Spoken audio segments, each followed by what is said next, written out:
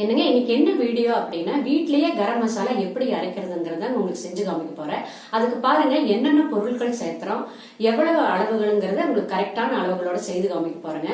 100 gram நாட்டு மல்லிங்க, கிராம்பு 2 table ஸ்பூனுங்க, அன்னாசி மொக்கு வந்துங்க 6 பூ, 12 பீஸ் வந்துங்க மராட்டி மொக்கு, ஏலக்காய் பாருங்க கருப்பு ஏலக்காய் 5, பச்சை கலர் ஏலக்காய் 6ங்க, 2 டேபிள் ஸ்பூன் ஆகுற மாதிரி பட்டை உடைச்சு வச்சிருக்கிறேங்க, குருமிளகு வந்துங்க 2 டேபிள் ஸ்பூனுங்க, 2 டேபிள் ஸ்பூன் வந்து சீரகங்க, சோம்பு வந்துங்க 3 டேபிள் ஸ்பூனுங்க, 1 டேபிள் ஸ்பூன் ஆகிற மாதிரி கல்பாசிங்க.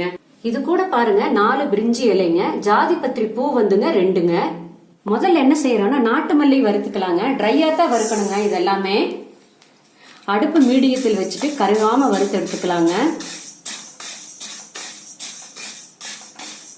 மல்லி வறுத்தாச்சுங்க. ஒரு தட்டத்துல ஆற வச்சிடலாங்க. மல்லி வறுத்ததுக்கு அடையாளம் பாருங்க, நல்ல வாசனை வருங்க. இனி மீதி இருக்கிற பொருள் எல்லாம் வறுத்தரலாங்க. இதுவும் அப்படிதாங்க, ட்ரையா தான் வறுக்கணும். சோம்பு, சீரகம், குருமிளகு, பட்டை, கிராம்பு, ஏலக்காய், மராட்டி மொக்கு, அன்னாசி மொக்கு, இதையும் அப்படித்தாங்க ட்ரையா வறுத்துக்கணும். ஸ்லோவா வச்சுட்டு வறுத்தா தாங்க நல்லா வறுவடு, கருகு விடாம வறுத்து எடுத்துக்கணுங்க. இந்த மாதிரி வறுத்து செய்யும் போது நல்ல வாசனையா இருக்குங்க இந்த கரம் மசாலா பொடி. பொடியும் கெடாதுங்க. பாருங்க, அதுவுமே இந்த இரும்பு வடக்கல்ல வறுத்து செய்யும் போது அவ்வளவு டேஸ்டா அவ்வளவு வாசனையா இருக்குங்க. இந்த கரம் மசாலாவுக்கு முக்கியமா ஒண்ணு போட்டிருக்கிற பாருங்க, கருப்பு ஏலக்காய். அது வந்துங்க இந்த கரம் மசாலாவுக்கு ரொம்ப வாசனையும் டேஸ்டும் தரக்கூடியதுங்க. வறுத்தாச்சுங்க. அடுத்து பாருங்க, அடுப்பு ஆஃப் பண்ணிருங்க. இந்த வடக்கல் சூட்லயே வறுத்தரலாங்க. இதுவும் அப்படித்தாங்க ட்ரையா வறுக்கணும்.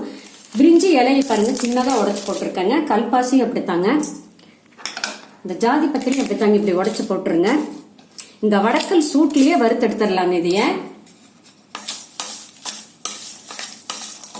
வறுத்தாச்சுங்க.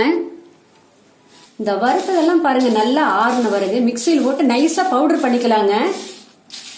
கரம் மசாலா பொடி பாருங்க நைஸா அரைச்சு எடுத்தாச்சுங்க. அவ்வளவு வாசனையா அவ்வளவு நல்லா இருக்குங்க. கலர் பாருங்க சூப்பரா இருக்குது. இது வந்து வெஜ் நான்வெஜ் ரெண்டுத்துக்குமே யூஸ் பண்ணிக்கலாம். இந்த கரம் மசாலா பொடி எல்லாம் வந்துங்க வீட்டுல அரைக்கிற மாதிரி வராதுங்க. இந்த மசாலா பொடி வந்து நீங்க ஒட்டுக்க அரைச்சு வைக்கணுங்கிறது இல்லைங்க. இந்த அளவுகளோட 2 மாசத்துக்கு ஒருக்க அரைச்சா போதுங்க. இப்படி அரைச்சு வைக்கும் போது அதோடைய வாசனையும் டேஸ்டும் அப்படியே இருக்குங்க.